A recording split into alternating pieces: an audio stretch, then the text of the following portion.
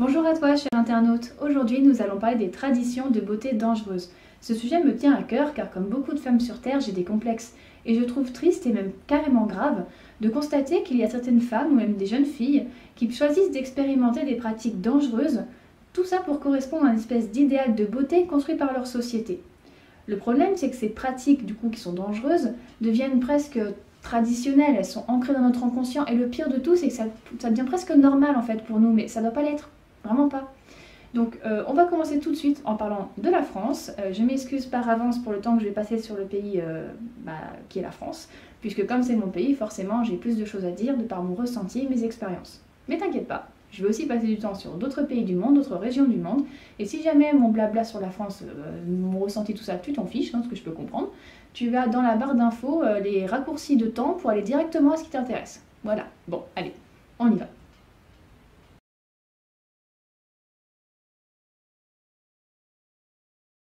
En France, les femmes sont obnubilées par leur poids. C'est vrai que pour beaucoup, une belle française, c'est une femme grande, avec de beaux cheveux longs, une peau laiteuse, mais surtout une femme mince. Eh bien, si c'est vraiment ça, la femme parfaite en France, bah, on est mal barré. Parce que peu de femmes sont comme ça au bout du compte. Rien que les filles des podiums, elles nous ressemblent, mais pas du tout, quoi. J'ai jamais vraiment compris quelle était l'idée, le principe même, de mettre des filles qui font à peine 40 kilos tout mouillées et qui sont super grandes comme des cannes à pêche, puisqu'il y a quand même peu de chances que des filles lambda comme moi ou comme toi, si t'es une fille, puissent s'y identifier quand même. Alors que le but, c'est quand même de vendre les vêtements au bout du compte. D'après le site Kernity, il y a 1,5% de femmes anorexiques en France.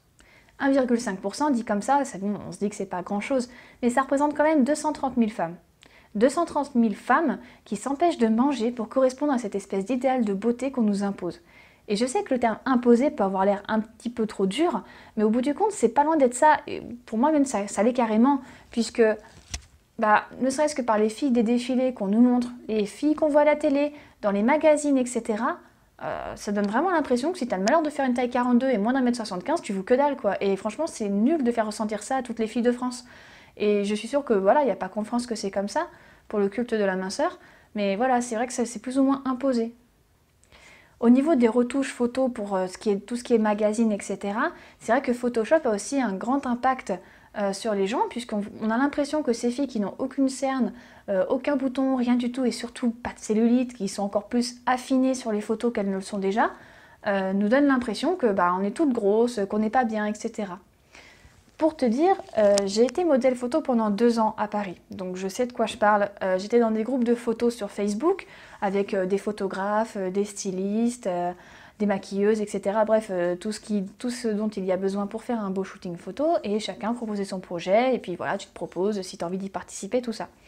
Et vu que je fais pas 1m75 ni même 1m72, je fais 1m67 et que je fais une taille 40, enfin à l'époque c'était plutôt 38, hein, j'avoue je me suis un peu remplumée, bref, du coup je pouvais pas franchement me proposer à grand chose, et c'était un peu frustrant pour moi, ça me donnait franchement l'impression de pas valoir grand chose, ce qui n'était pas le cas, hein. C'est pas que je m'envoie des fleurs ni rien, mais bon je suis une fille normale, j'ai pas de honte à être qui je suis, je me sens très bien dans mes baskets aujourd'hui, mais c'est vrai qu'à cette époque-là, et même vraiment avant pour le coup, j'étais vraiment pas bien dans mes baskets et j'avais besoin de prendre confiance en moi. Et c'est vrai que de voir à quel point les critères de beauté, les normes sont rappelés constamment, ça donne vraiment l'impression de ne pas rentrer dedans.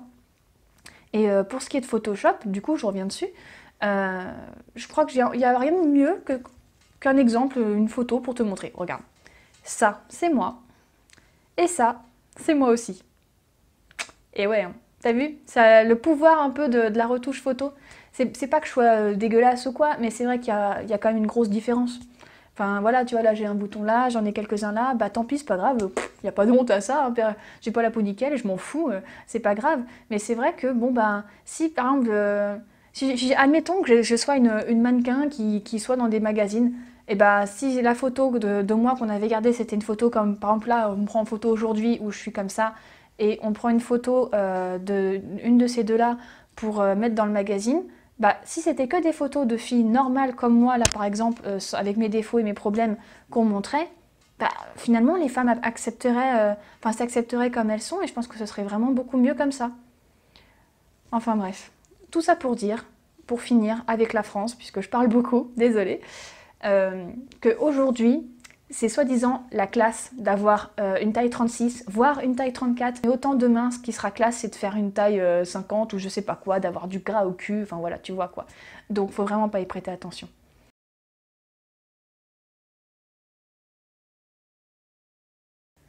En Mauritanie, les petites filles sont gavées dès leur plus jeune âge puisque là-bas, l'obésité est symbole de beauté.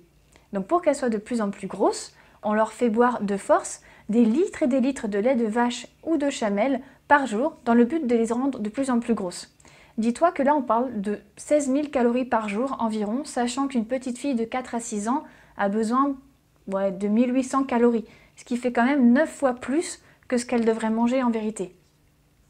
En fait, en Mauritanie, les visages ronds sont symboles de richesse et de bien-être. Les femmes ont donc plus de chances de se trouver un mari si elles sont, disons, bien portantes.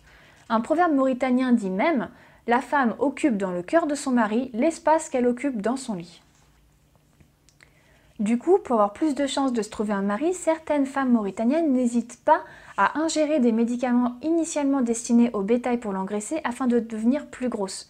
L'ennui, c'est que 62,47% des Mauritaniennes sont analphabètes. Elles ne savent donc pas pour la plupart que ce qu'elles ingèrent est dangereux pour elles. Mais cela va encore plus loin. Si tu fouilles un petit peu sur internet, tu trouveras le témoignage d'une femme qui s'appelle Mariam Diallo, qui est donc mauritanienne. Elle a 53 ans et elle a 2 filles, une de 14 et une de 19.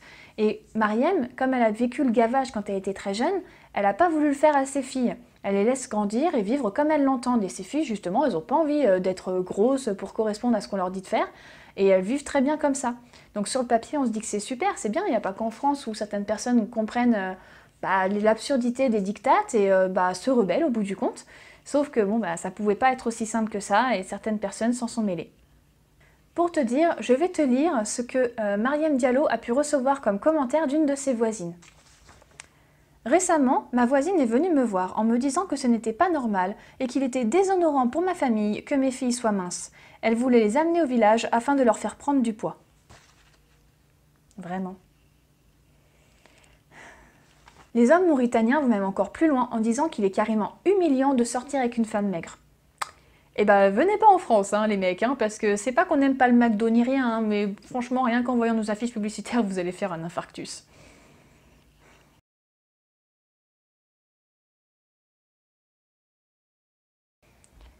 En Afrique, les femmes noires ne sont jugées désirables et n'ont de chance de trouver un mari que si elles ont la peau la plus claire possible. Certaines d'entre elles n'hésitent donc pas à se bousiller la peau pour se la blanchir à coups de produits nocifs pour elles à base de corticoïdes, de mercure et d'autres saloperies en tout genre. Pour te dire, ces produits sont totalement interdits en Europe et même en Chine. La blancheur étant synonyme de réussite sociale dans certains pays comme la Côte d'Ivoire, les femmes font beaucoup d'efforts pour ressembler à des métisses. Cette pratique dangereuse est de plus en plus interdite, mais malheureusement elle perdure encore. Un psychologue parisien qui s'appelle Ferdinand Ezembe a sa propre théorie quant à l'origine de cette pratique. Selon lui, cela remonte au traumatisme postcolonial qui ancra l'image de l'homme blanc comme étant inconsciemment un modèle de supériorité pour les Africains et les Africaines. Il dit que ce sont les pays les plus brutalement touchés par ce traumatisme qui développa une grande attirance pour les peaux claires. Le christianisme étant aussi bien installé là-bas et les figures bibliques étant exclusivement blanches, cela a aussi, selon lui, appuyé encore plus l'attirance pour les peaux claires et du coup les a motivés à vouloir se blanchir la peau, même inconsciemment.